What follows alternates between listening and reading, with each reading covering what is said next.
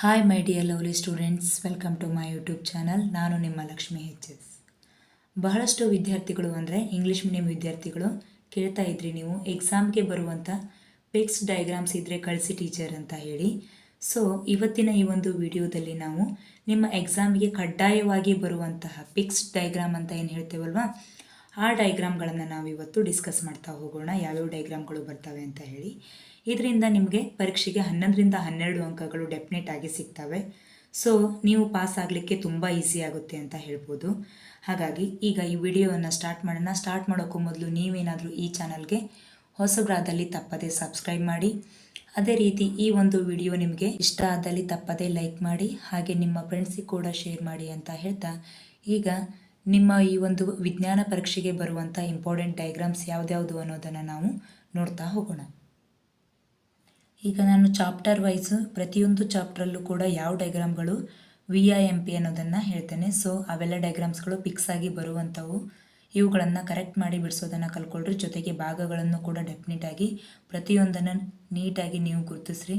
ಇದರಿಂದ ಎಷ್ಟು ಮಾರ್ಕ್ಸ್ಗಳು ಬರಬೇಕು ಅವು ನಿಮಗೆ ಖಂಡಿತ ಬಂದೇ ಬರ್ತವೆ. ಸೊ ಫಸ್ಟ್ ಕ್ವಶನ್ ನೋಡಿ, ಯಾವ ಡಯಾಗ್ರಾಮ್ ಕೊಟ್ಟಿದ್ದಾರೆ ಅಂತಂದರೆ ಇಂಪಾರ್ಟೆಂಟ್ ಡಯಾಗ್ರಾಮ್ಸು. ಎಲೆಕ್ಟ್ರೋಲೈಸಿಸ್ ಆಫ್ ವಾಟರ್, ಇದು ಕೆಮಿಕಲ್ ರಿಯಾಕ್ಷನ್ಸ್ ಆ್ಯಂಡ್ ಈಕ್ವೇಷನ್, ಈ ಚಾಪ್ಟ್ರಿಂದ ಬರುವಂತಹ ಒಂದು confirm question. Electrolysis of water, ಇದನ್ನು 2 ಅಂಕಕ್ಕೆ ಕೇಳ್ತಾರೆ.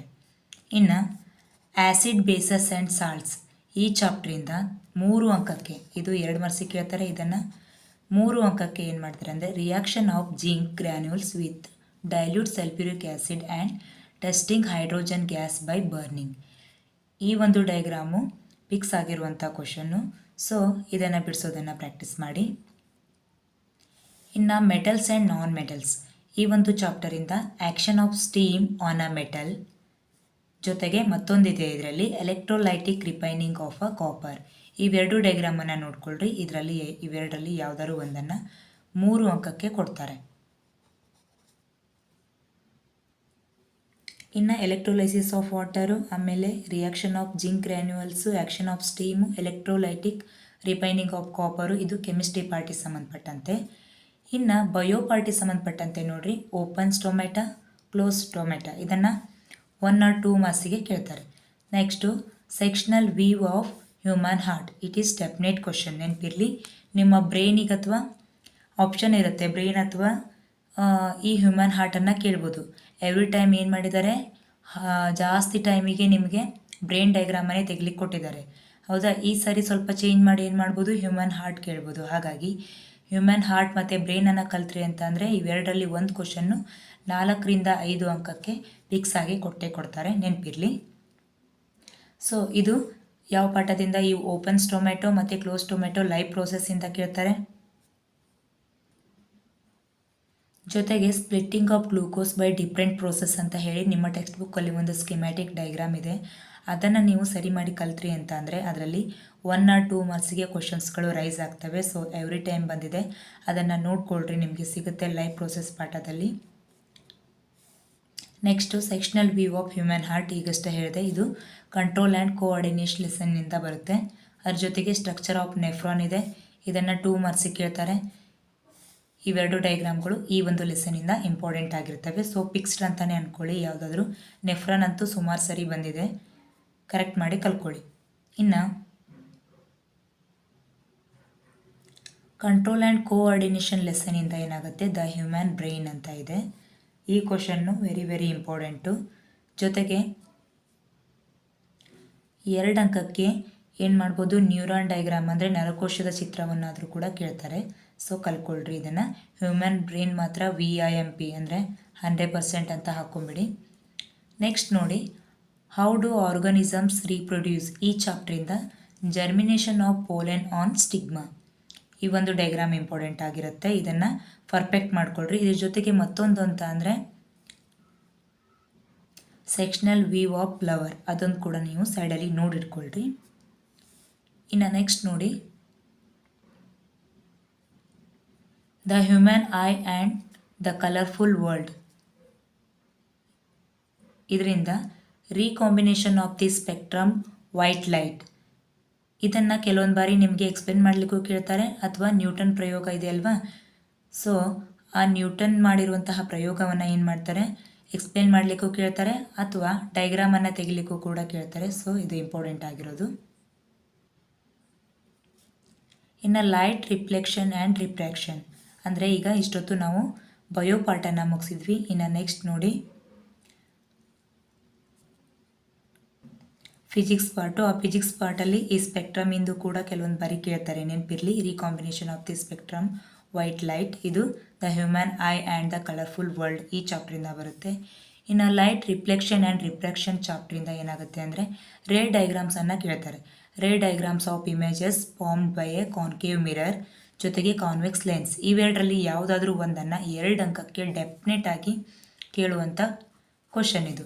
ಅದಷ್ಟೇ ಅಲ್ಲ, ನೇಚರ್ ಕೇಳ್ತಾರೆ, ಪೊಸಿಷನ್ ಕೇಳ್ತಾರೆ and size. So nature, position and size of images ನೀವೇನು ಮಾಡಬೇಕು, ಕರೆಕ್ಟಾಗಿ ಕಲ್ಕೋಬೇಕು. ಅದು ನಿಮ್ಮ ಟೆಕ್ಸ್ಟ್ ಬುಕ್ಕಲ್ಲಿ ಸಿಗುತ್ತೆ. ನೆನಪಿದೆಯಲ್ವ ವಿದ್ಯಾರ್ಥಿಗಳೇ ಯಾವುದ್ಯಾವುದು? Convex lens and concave mirror. Next physics ಪಾರ್ಟಲ್ಲಿ ಎಲೆಕ್ಟ್ರಿಸಿಟಿ ಚಾಪ್ಟ್ರಿಂದ ಸಿಂಪಲ್ ಎಲೆಕ್ಟ್ರಿಕ್ ಸರ್ಕ್ಯೂಟ್, ಇದನ್ನು ಕಂಪಲ್ಸರಿ ಪ್ರಾಕ್ಟೀಸ್ ಮಾಡ್ಕೊಳ್ಳಿ. ಜೊತೆಗೆ symbols commonly used in electrical circuit, ಇದನ್ನು ಮೇಲಿಂದ 2 ಅಂಕಕ್ಕೆ ಕೇಳ್ತಾರೆ 2 ಮಾರ್ಕ್ಸ್ಗೆ. ನೆಕ್ಸ್ಟ್ ಇದನ್ನು 1 or 2 ಮಾರ್ಕ್ಸ್ಗೆ ಏನು ಮಾಡ್ತಾರೆ, ಸಿಂಬಾಲ್ಸನ್ನು ನೀವೇನು ಮಾಡ್ಲಿಕ್ಕೆ ಕೊಡ್ತಾರೆ, ಅದು ಸರ್ಕ್ಯೂಟ್ ಡೈಗ್ರಾಮನ್ನು ಬಿಡಿಸ್ಲಿಕ್ಕೆ ಕೊಡ್ತಾರೆ ಅಥವಾ ಐಡೆಂಟಿಫೈ ಮಾಡ್ಲಿಕ್ಕೆ ಕೊಡ್ತಾರೆ. ಇದು ಕೂಡ ನಿಮ್ಮ ಟೆಕ್ಸ್ಟ್ ಬುಕ್ಕಲ್ಲಿ ಸಿಗುತ್ತೆ, ಒಂದು ಪಟ್ಟಿನೇ ಇದೆ, ಅದನ್ನು ಕರೆಕ್ಟಾಗಿ ನೀವು ನೋಡ್ಕೊಳ್ರಿ. Next resistors in series mode, resistors in parallel mode, ಇವೆರಡು ಡೈಗ್ರಾಮ್ಗಳನ್ನು ಪಕ್ಕ ಮಾಡ್ಕೊಳ್ಳಿ. ಇದಿಷ್ಟು ಎಲೆಕ್ಟ್ರಿಸಿಟಿ ಚಾಪ್ಟರ್ಗೆ ಸಂಬಂಧಪಟ್ಟಂತೆ. ಏನು ಕಲಿದಿದ್ರು ಫಸ್ಟ್ ಏನು ಮಾಡಬೇಕು, ಸಿಂಪಲ್ ಎಲೆಕ್ಟ್ರಿಕ್ ಸರ್ಕ್ಯೂಟನ್ನು ಕಂಪಲ್ಸರಿ ಕಲಿಯಲೇಬೇಕು. Next commonly used in the electric circuits ನೋಡ್ಕೊಳ್ಳೇಬೇಕು, ಇವುಗಳನ್ನು ಕೂಡ ಜೊತೆಗೆ ಕಲ್ಕೋಬೇಕು. ಇನ್ನು ಮ್ಯಾಗ್ನೆಟಿಕ್ ಫೀಲ್ಡ್ ಈ ಚಾಪ್ಟ್ರಿಂದ ಅಂದರೆ ಇನ್ನು ಲಾಸ್ಟ್ ಚಾಪ್ಟ್ರು ಫಿಸಿಕ್ಸ್ ಪಾರ್ಟಿಗೆ ಸಂಬಂಧಪಟ್ಟಂತೆ magnetic effect of electric current, ಈ ಒಂದು ಲೆಸನಿಂದ 3 ಅಥವಾ 2 3 or 2 ಮಾರ್ಕ್ಸಿಗೆ ಒಂದು ಕ್ವಶನ್ನು ಅಂದರೆ ಡೈಗ್ರಾಮನ್ನು ಕೇಳ್ತಾರೆ ಫಿಕ್ಸ್ ಆಗಿರುವಂಥದ್ದು. ಆ pattern of concentric circles in the field lines of a magnetic field around a straight conduction wire ಅಂಥೇಳಿ, ಇದನ್ನು ಕರೆಕ್ಟ್ ಮಾಡಿ ಕಲ್ಕೊಳ್ರಿ. ಎವ್ರಿ ಟೈಮ್ ಇವೆಲ್ಲ ಕ್ವಶನ್ಸ್ಗಳು ರಿಪೀಟ್ ಆಗಿದ್ದಾವೆ. ಸೊ ನೆನಪಿರಲಿ ವಿದ್ಯಾರ್ಥಿಗಳೇ, ಇವೆಲ್ಲ ಇಷ್ಟೊತ್ತು ಏನು ಡಿಸ್ಕಸ್ ಮಾಡಿದ್ವಲ್ಲ, ಇವೆಲ್ಲ ಡೈಗ್ರಾಮ್ಸ್ಗಳು ನಿಮ್ಮ ಈ ಒಂದು ಪರೀಕ್ಷೆಗೆ, ವಿಜ್ಞಾನ ಪರೀಕ್ಷೆಯಲ್ಲಿ ಕಡ್ಡಾಯವಾಗಿ ಬರುವಂಥವು. ಹಾಗಾಗಿ ಇವುಗಳನ್ನು ಕಲ್ಕೊಳ್ರಿ. ಜೊತೆಗೆ ಭಾಗಗಳನ್ನು ಗುರುಸೋದನ್ನು ಕೂಡ ನೀವು ನೀಟ್ ಮಾಡಿ ಅದನ್ನು ಬಿಡಿಸಿ ಪ್ರಾಕ್ಟೀಸ್ ಮಾಡಿ, ಆವಾಗ ಮಾತ್ರ ನಿಮ್ಗೆ ಪರ್ಫೆಕ್ಟ್ ಆಗುತ್ತೆ. ಸೊ ನಿಮಗೆ ಟೈಮ್ ಇರೋದು ತುಂಬ ಲಿಮಿಟೆಡ್ಡು, ಅದಕ್ಕೋಸ್ಕರ ಹೇಳ್ತಿದ್ದೇನೆ.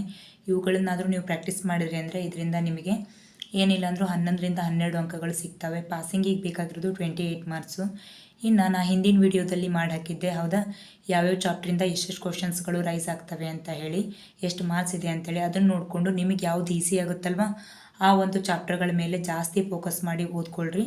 ಸೊ ಅದರಿಂದ ಒಂದಿಷ್ಟು ಮಾರ್ಕ್ಸ್ ಸಿಕ್ತು ಅಂತಂದರೆ ನಿಮ್ಗೆ ಏನಾಗುತ್ತೆ, ಹಿಂದಿನ ವಿಡಿಯೋನ ರೆಫರ್ ಮಾಡಿ ಅದಕ್ಕೆ ಕೀ ಆನ್ಸರ್ಗಳು ಬೇಕಾಯ್ತು ಅಂದರೆ ನಾವು ಈಗ ಒಂದು 2 ತಿಂಗಳ ಹಿಂದೆ ಪಾಸಿಂಗ್ ಪ್ಯಾಕೇಜ್ ಮಾಡಿ ಹಾಕಿದ್ವಿ. ಅದರಲ್ಲಿ ಡೀಟೇಲ್ ಆಗಿ ಏನಿದೆ ಕೀ ಆನ್ಸರ್ಗಳು ಕೂಡ ಇದ್ದಾವೆ, ಅವುಗಳನ್ನು ಒಂದು ಸಾರಿ ಸ್ಕ್ರೋಲ್ ಮಾಡಿ ನೋಡಿ, ಅದರಲ್ಲೆಲ್ಲ ಆನ್ಸರ್ಗಳು ಸಿಗ್ತವೆ. ನಿನ್ನೆ ಹಾಕಿರೋ ವಿಡಿಯೋವನ್ನು ಕೂಡ ರೆಫರ್ ಮಾಡ್ಕೊಳ್ರಿ. ಹಾಗೆ ಈ ಡೈಗ್ರಾಮ್ಸನ್ನು ಕೂಡ ನೀವೇನು ಮಾಡಿರಿ, ಈ ವಿಡಿಯೋದಿಂದ ನೀವು ಯೂಸ್ ತೊಗೊಳ್ರಿ. ಡೈಗ್ರಾಮ್ ಪಕ್ಕ ಮಾಡಿಕೊಂಡು ಎಕ್ಸಾಮಲ್ಲಿ ಚೆನ್ನಾಗಿ ಬರೀರಿ. ಎಲ್ಲರೂ ಕೂಡ ಎಕ್ಸಾಮನ್ನು ಕ್ಲಿಯರ್ ಮಾಡ್ಕೊಳ್ರಿ. ಸೊ ಎಲ್ಲರಿಗೂ ಆಲ್ ದ ಬೆಸ್ಟ್ ಅಂತ ಹೇಳ್ತಾ ಇಷ್ಟೊತ್ತು ವಾಚ್ ಮಾಡಿದ್ದಕ್ಕಾಗಿ ಥ್ಯಾಂಕ್ ಯು.